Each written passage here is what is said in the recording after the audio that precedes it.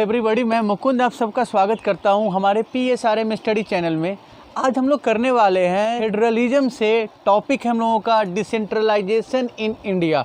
Okay, देखिए हम लोगों ने फेडरलिज्म में अब तक क्या समझा है कि फेडरलिज्म में सेंट्रल गवर्नमेंट और स्टेट गवर्नमेंट के बीच में एक रिलेशनशिप है, उनके बीच में डिस्ट्रीब्यूशन ऑफ पावर है कॉन्स्टिट्यूशनल वे में। ठीक है ना, हमारे कॉन्स्टिट्यूशन ने सेंट्रल गवर्नमेंट और स्टेट गवर्नमेंट के बीच में पावर का डिस्ट्रीब्यूशन किया। ठीक है ना, देखिए हम लोग जो ये चीज़ समझने वाले हैं डिसेंट्रलाइजेशन, हम लोगों ने क्या देखा है कि हमारे कॉन्स्टिट्यूशन में सेंट्रल गवर्नमेंट के पास कुछ पावर है, कुछ पावर क्या है स्टेट गवर्नमेंट के पास है। ठीक है ना, क्योंकि इंडिया आपको पता है बहुत बड़ी कंट्री है। ज्योग्राफिकली हम अगर देखते हैं एरिया वाइज तो we are the largest 7th largest nation. ठीक है ना, तो इतने बड़े एरिया को गवर्न करने के लिए क्या प्रोविज़न किया गया, जो गवर्नेंस है, जो एडमिनिस्ट्रेशन है, उसको लोकल लेवल तक कैसे लाया जाए।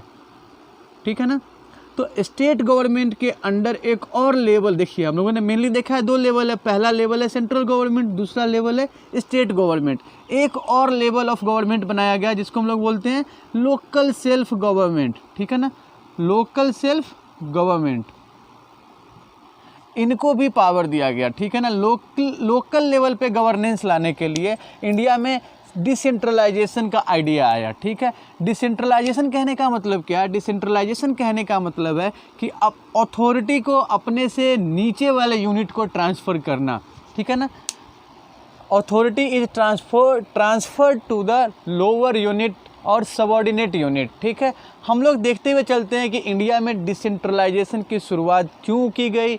ठीक है, कौन से वैल्यूज़ को ध्यान में रख के, कैसे डेमोक्रेटिक वैल्यू को प्रमोट करने के लिए इंडिया में डिसेंट्रलाइजेशन की शुरुआत होती है। कि हमारे भारत का जो फेडरलिज्म है, ठीक है, तो हमारे संविधान में 73rd एंड 74th अमेंडमेंट में 1993 में 73rd और 74th अमेंडमेंट के थ्रू ये डिसाइड किया गया कि हमारे जो फेडरल सिस्टम है उसमें डिसेंट्रलाइजेशन को और लोकल सेल्फ गवर्नमेंट को भी इंक्लूड किया जाएगा। ठीक है ना, डिसेंट्रलाइजेशन का जो आइडिया है वो बेसिकली क्या है कि सेंट्रल गवर्नमेंट और स्टेट गवर्नमेंट से कुछ पावर लेके लोकल सेल्फ गवर्नमेंट को देना है। ठीक है, क्यों देना है? क्योंकि लोकल लेवल पे डेमोक्रेटिक वैल्यूज़ को इम्प्लीमेंट किया जा सके, इंश्योर किया जा सके, साथ ही साथ डेमोक्रेसी में जो पार्टिसिपेशन है लोगों का, ग्राउंड लेवल पे लोग डेमोक्रेसी में पार्टिसिपेट कर सके, डेमोक्रेटिकली अवेयर हो, लोगों में पॉलिटिकल अवेयरनेस हो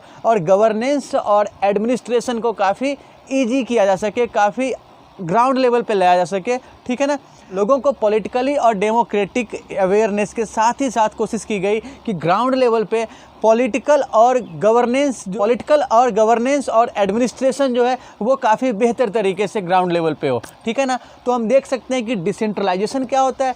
decentralisation when power is taken from the central and state government and given to local self government. ठीक है ना, that ensures governance, administration and political awareness at local level. It is called decentralization. So decentralization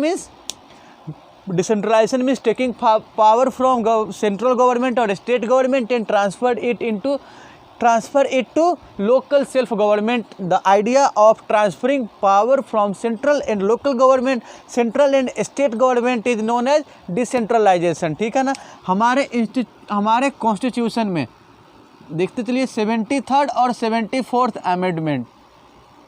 ठीक है, 73rd amendment and 74th amendment in which year 1993, इसको भी हमारे federalism का हिस्सा माना जाता है। ठीक है, according to 73rd and 74th amendment in 1993 the Indian federalism included the idea of local self government, the idea of decentralization. ठीक है, तो हम लोग देखते हुए चलें डिसेंट्रलाइजेशन को।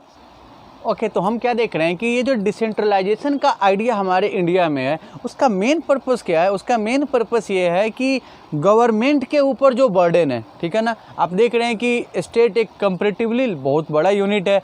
इंडिया में बहुत ऐसे स्टेट हैं जिनका साइज एरिया में काफ़ी बड़ा है, जैसे महाराष्ट्र हो गए, यूपी हो गए, राजस्थान हो गए। ठीक है, ऐसे स्टेट्स हैं जिनका साइज इतना बड़ा है जिनका साइज बहुत सारे यूरोपियन कंट्री से और इवन बहुत कंट्री से बड़ा है साइज में, ठीक है, पॉपुलेशन में भी वो बड़े हैं, साइज में भी बड़े हैं। तो वहाँ पे सिचुएशन ऐसा है कि गवर्नेंस को, एडमिनिस्ट्रेशन को और अच्छे तरीके से और एफिशिएंट बनाया जाए, ठीक है ना। तो यहाँ पे क्या देखा गया, डिसेंट्रलाइजेशन में ये चीज़ ध्यान में रखा गया कि जो प्रॉब्लम है लोकल लेवल के, जो इश्यूज हैं उनको लोकल लेवल पे सेटल किया जाए, एक ऐसा मैकेनिज्म तैयार किया जाए, गवर्नेंस एक ऐसा बनाया जाए जो लोकल लेवल पे प्रॉब्लम को सेटल करे, इश्यू को सॉल्व करे, ठीक है। इसका फ़ायदा क्या होगा कि गवर्नमेंट के ऊपर से बर्डन कम हो जाएंगे, गवर्नमेंट के जो बर्डन है, एडमिनिस्ट्रेटिव बर्डन्स है, उसको क्या किया जा सके, रिड्यूस किया जा सके। साथ ही साथ हम क्या देख रहे हैं कि ग्राउंड लेवल पे लोग पार्टिसिपेट करेंगे, लोगों के अंदर पॉलिटिकल अवेयरनेस आएगी, ठीक है ना। So the idea of decentralisation was aimed at setting issues at local level and to reduce burden from the government, ठीक है ना। बात समझ में आ रही है ना कि गवर्नमेंट के बर्डन को रिड्यूस करना है और जो लोकल इश्यू है उसको लोकली रिसॉल्व करना है, ठीक है ना। साथ ही साथ improving administrative efficiency as well as promotion of political awareness, ठीक है ना। डेमोक्रेसी का जो आइडिया है वो तभी मजबूत होगा, तभी मीनिंगफुल होगा जब हर एक सिटीजन पॉलिटिकली पार्टिसिपेट करेंगे, हर एक सिटीजन के पास पॉलिटिकल अंडरस्टैंडिंग होगा, ठीक है ना। तो डिसेंट्रलाइजेशन में इन्हीं चीज़ों का ध्यान रखा गया है। डिसेंट्रलाइजेशन में लोकल लेवल पे गवर्नमेंट को इम्प्रूव करने के लिए सेंट्रल गवर्नमेंट और स्टेट गवर्नमेंट ने अपने पावर शेयर किए हैं, अपने पावर सेक्रीफाइस किए हैं लोकल सेल्फ गवर्नमेंट के लिए, ठीक है। तो हम लोग ये देख रहे हैं ना कि डिसेंट्रलाइजेशन में एक लोकल लेवल के गवर्नमेंट की बात की जा रही है। लोकल गवर्नमेंट से हमारा मतलब क्या है कि लोकल गवर्नमेंट ना, हम लोगों ने अब तक देखा है 2 tyre government, central government and state government. ये गवर्नमेंट का एक नेक्स्ट टायर है, थर्ड लेवल है, जिसको हम लोग बोलते हैं लोकल सेल्फ गवर्नमेंट और लोकल गवर्नमेंट, ठीक है ना। देखिए गांव में जो लोकल सेल्फ गवर्नमेंट होता है उसको हम लोग क्या बोलते हैं, पंचायत कहते हैं, ठीक है ना। जबकि वही टाउन में, वही शहर में है, तो अगर वो बड़े शहर में है तो उसको हम लोग बोलते हैं म्यूनिसिपल कॉरपोरेशन। MCD सुनते हैं आप लोग, municipal corporation of Delhi, BMC आप सुनते हैं। तो वैसे ही जो बड़े सिटीज़ हैं उनमें क्या होते हैं, म्यूनिसिपल कॉरपोरेशन होते हैं। जबकि जो कंपैरेटिवली बड़े सिटी नहीं होते, छोटे शहर होते हैं, वहाँ पे म्यूनिसिपैलिटीज़ होते हैं, ठीक है। सो लोकल सेल्फ गवर्नमेंट को ही हम लोग पंचायत भी कहते हैं, म्यूनिसिपैलिटीज़ भी कहते हैं और म्यूनिसिपल कॉरपोरेशन भी कहते हैं, ठीक है। देखिए हमारे इंडिया में डिसेंट्रलाइजेशन के आइडिया को, ठीक है, डिसेंट्रलाइजेशन के आइडिया को इम्प्लीमेंट करने के लिए, डिसेंट्रलाइजेशन को इंश्योर करने के लिए कुछ मेजर स्टेप्स लिए गए 1993 में, ठीक है। ये क्वेश्चन भी आता है कि 1993 में कौन कौन से मेजर स्टेप्स लिए गए, what major steps were taken in 1993 towards decentralisation, ठीक है ना। ये क्वेश्चन भी आता है, तो हम लोग देखते हुए चलेंगे। सबसे पहले क्या किया गया, देखिए जो पहले जो इलेक्शन होते थे लोकल लेवल के लिए वो रेगुलर नहीं होते थे, ठीक है। तो इसको मैंडेटरी किया गया। जैसे और इलेक्शन चाहे वो स्टेट के लिए हो या सेंट्रल गवर्नमेंट के लिए हो, हर 5 साल पे होते हैं, ठीक उसी तरीके से इस लेवल के इलेक्शन को भी मैंडेटरी किया जाए, ठीक है ना। So regular election to local government bodies after every 5 year, ठीक है।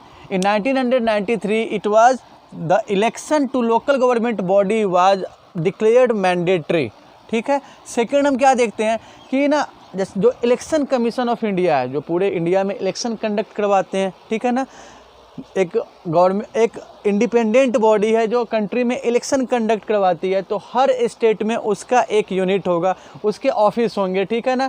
Creation of state election commission, her state में स्टेट इलेक्शन कमीशन होगा जो क्या करेगा, उस स्टेट में लोकल सेल्फ गवर्नमेंट के लिए जो इलेक्शन होंगे, जो 3rd टायर के लिए इलेक्शन होंगे वो कंडक्ट करेंगे, ठीक है ना। So the creation of state election commission in every state to conduct local self government election, ठीक है।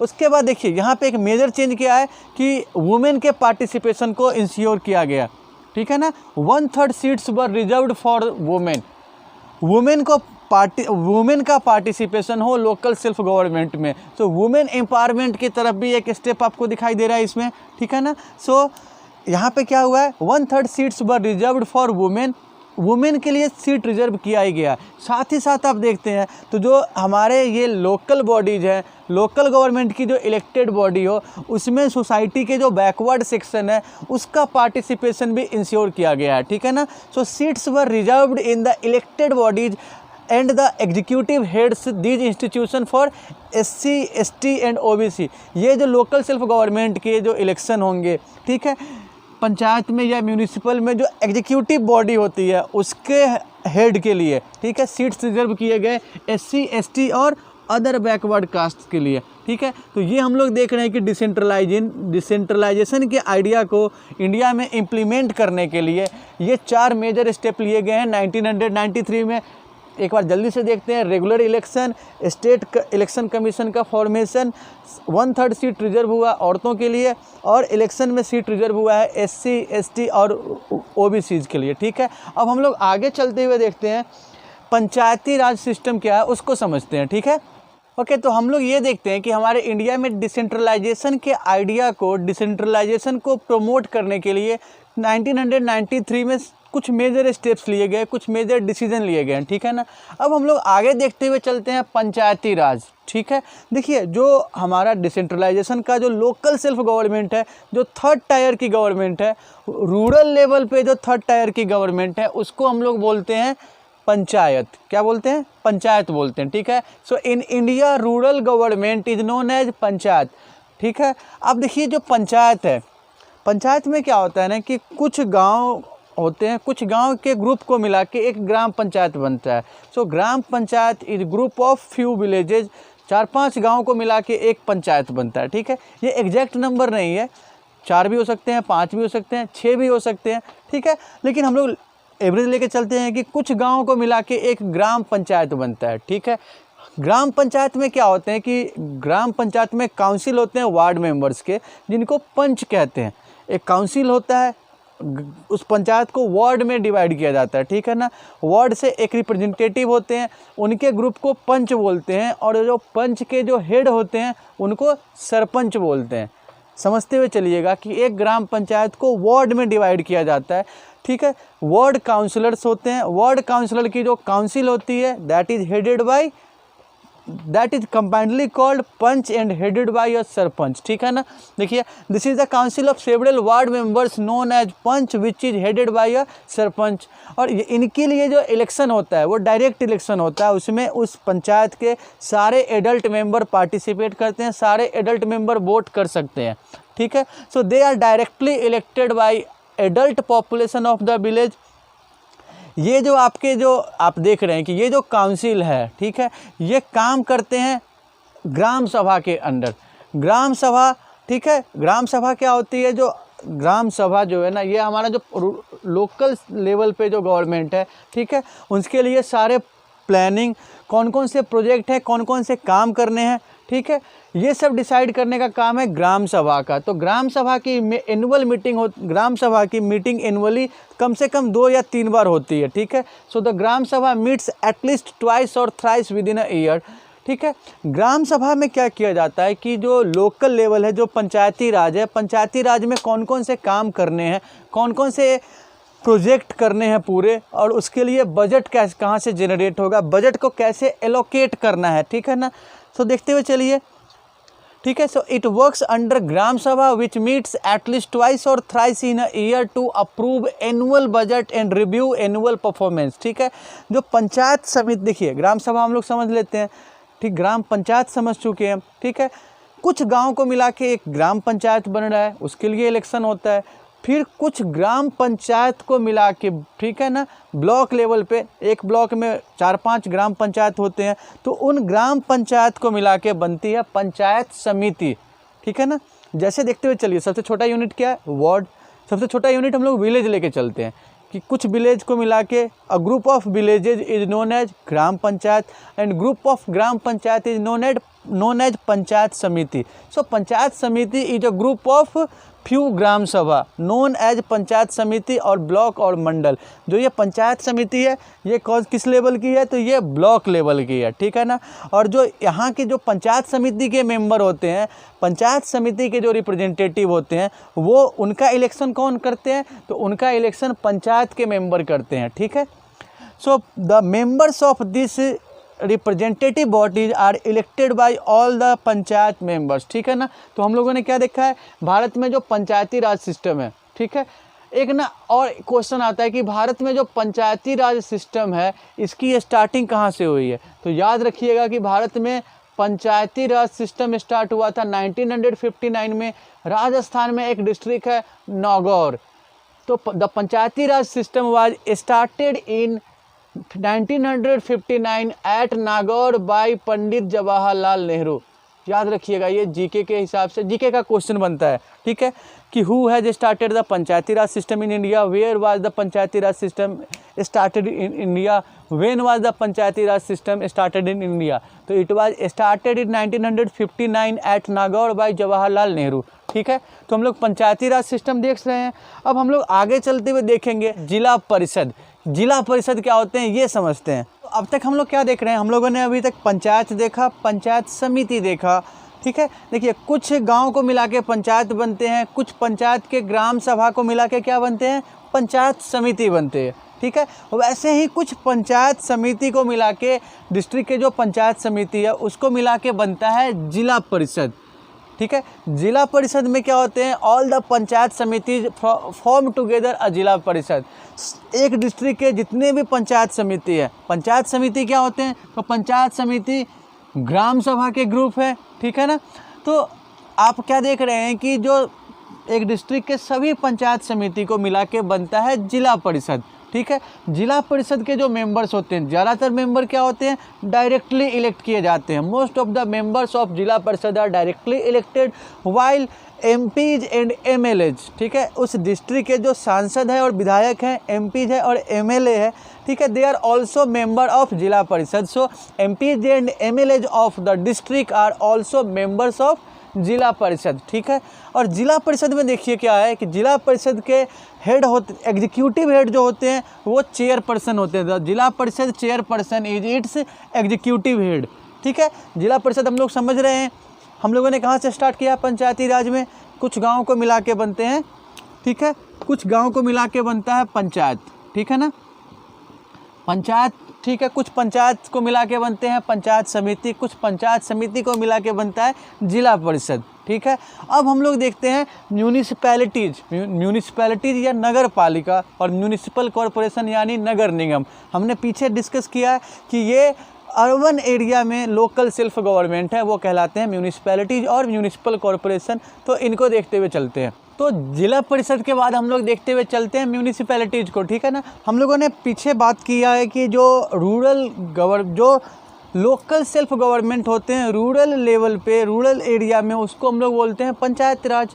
जबकि वही अगर टाउन में होते हैं, शहरों में होते हैं, तो उसको अर्बन एरिया में क्या बोलते हैं, म्यूनिसिपैलिटी बोलते हैं, ठीक है। छोटे सिटीज़ में म्यूनिसिपैलिटीज़ बोलते हैं, बड़े शहर में, बिग सिटीज़ में उसको म्यूनिसिपल कॉरपोरेशन बोलते हैं। So in big cities they are known as, in big cities they are known as municipal corporation, ठीक है। और म्यूनिसिपल कॉरपोरेशन के जो पॉलिटिकल हेड होते हैं, जो एग्जीक्यूटिव हेड होते हैं, उनको क्या बोलते हैं हम लोग, उनको मेयर कहते हैं, ठीक है ना।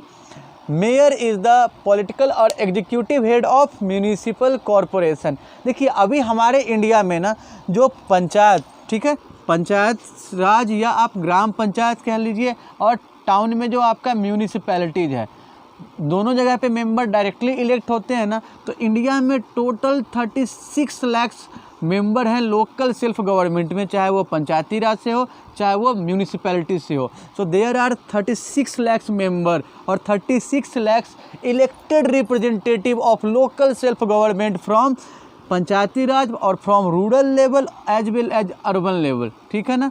तो यहाँ हम क्या देखते हैं, और ये जो 36 लाख हैं, इसमें 1/3 जो है वो रिजर्व्ड, जो हमने पीछे देखा है ना कि 1993 में वुमेन के लिए 1/3 सीट रिजर्व किया गया है। तो इस 36 लाख में 1/3 सीट जो रिजर्व है वुमेन के लिए, तो वुमेन का भी पार्टिसिपेशन हम लोग देख रहे हैं लोकल लेवल के गवर्नमेंट में। तो हम इस चैप्टर में हम लोग ये समझ रहे हैं, हम लोगों ने फेडरलिज्म स्टार्ट किया था। फेडरलिज्म में हमने क्या देखा था कि बेटर एडमिनिस्ट्रेशन के लिए, बेटर गवर्नेंस के लिए क्या करती है सेंट्रल गवर्नमेंट, अपने पावर को शेयर करती है। कॉन्स्टिट्यूशन ने सेंट्रल गवर्नमेंट के ऊपर से बर्डन के रिड्यूस करने के लिए स्टेट गवर्नमेंट को भी सेपरेट ज्यूरिडिक्शन दिया, कुछ अलग से अथॉरिटी दी, ठीक है ना। अब ना क्या है कि गवर्नेंस को और बेहतर बनाने के लिए क्या किया, डिसेंट्रलाइजेशन का आइडिया आया। डिसेंट्रलाइजेशन में हम लोग क्या देख रहे हैं कि अब तक जो सोसाइटी में जो जिनका पार्टिसिपेशन मेन स्ट्रीम में नहीं था, चाहे वो वुमेन हो, चाहे वो एससी हो, चाहे वो एसटी हो, ओबीसी हो, तो इनके पार्टिसिपेशन को भी इंश्योर किया जा रहा है। साथ ही साथ जो गवर्नमेंट का फंक्शन है, गवर्नमेंट कैसे फंक्शन करती है, गवर्नमेंट के ऊपर क्या रिस्पॉन्सिबिलिटी होती है, इस चीज़ की जो अंडरस्टैंडिंग है वो कंट्री के एक नॉर्मल सिटीजन तक पहुंच पाए, ठीक है ना। तो डिसेंट्रलाइजेशन का आइडिया हम देख रहे हैं कि कहीं ना कहीं लोगों को पॉलिटिकली एजुकेट भी कर रही है, लोगों को पॉलिटिकली अवेयर कर रही है, कंट्री के जो स्टेट अफेयर्स हैं, जो स्टेट के अफेयर है उसके प्रति लोगों को जागरूक कर रही है, ठीक है ना। तो हमने ये देखा है कि एक इंडिया जैसे वास्ट कंट्री में जहाँ पे बहुत सारे डाइवर्सिटीज़ है, लैंग्वेज के ग्राउंड पे है, रिलीजन के ग्राउंड पे है, ज्योग्राफिकल है, कल्चरल है, there are so many differences, so many diversities in India. इसके बावजूद भी फेडरलिज्म के आइडिया ने, ठीक है, क्या किया है, इतने सारे डाइवर्सिटी को यूनाइट करने का काम किया है, ठीक है ना। स्टेट बहुत सारे हैं जो लैंग्वेज के आधार पे हैं, तो जो भी डिफरेंसेज हो, ठीक है, रीजनल डिफरेंस हो, लिंगुअल डिफरेंस हो, फेडरलिज्म के आइडिया ने क्या किया है, ऐसे आइडिया को सेटल किया है, ठीक है, जो भी डिफरेंस है उसको एकोमोडेट किया है फेडरलिज्म के आइडिया ने, और इंडिया को एक सही डेमोक्रेटिक नेशन वर्ल्ड में प्रूव करती है। इंडिया की इमेज एक आइडियल डेमोक्रेटिक नेशन की बनाई है इस आइडिया ने, फेडरलिज्म ने, ठीक है। तो मैं उम्मीद करता हूँ कि आप लोगों ने आज के टॉपिक को और साथ ही साथ इस फेडरलिज्म चैप्टर को काफ़ी अच्छे से समझ लिया होगा। और अगर फिर भी कोई प्रॉब्लम आती है तो आप स्क्रीन पे फ्लैश हो रहे नंबर पे अपने प्रॉब्लम शेयर कर सकते हैं। साथ ही साथ कमेंट बॉक्स में भी आप अपने प्रॉब्लम और सजेशन शेयर कर सकते हैं। और अगर आपको ये वीडियो पसंद आई तो आप हमारे चैनल को लाइक और सब्सक्राइब कर देंगे। Thanks for your support. Have a nice day.